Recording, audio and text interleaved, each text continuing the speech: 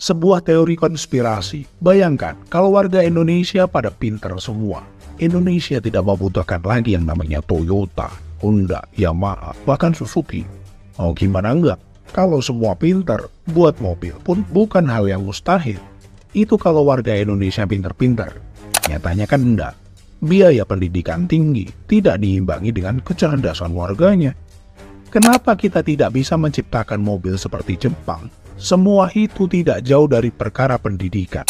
Bisa jadi pendidikan kita mengajarkan kita untuk tetap menjadi SDM yang rendah, meski sudah capek-capek sekolah.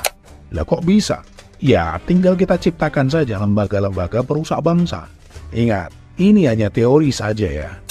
Lembaga-lembaga perusak bangsa biasanya menciptakan peraturan dan kebiasaan yang memungkinkan dapat merusak otak secara sistematik. Bukannya menghasilkan SDM yang mumpuni, malah SDM rendah semuanya. Gampangnya seperti ini. Otak manusia akan menyimpan memori yang menurutnya bersifat penting saja. Yang menurutnya tidak penting, ya akan di-skip. Tapi hal itu juga tergantung pada bakat alami yang dimilikinya juga.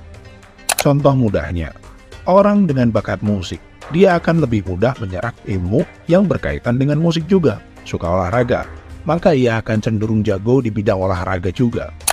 Sedangkan lembaga perusak bangsa cenderung memberikan materi-materi yang bahkan tidak diketahui tujuannya apa. Ini cuma teori saja. Materi-materi yang diberikan tidak relevan dengan kehidupan. Kenapa?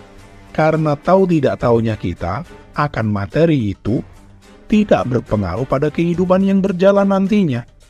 Contohnya, si K yang tidak tahu apa-apa tentang politik. Nyatanya, sekarang dia bisa menjabat sebagai ketua partai. Paham kan ya? Materi yang diberikan oleh lembaga-lembaga tadi membuat otak kita menjadi stres juga tertekan. Karena otak dituntut untuk membaca, mengingat, dan melupakan. Itu berlangsung secara terus-menerus.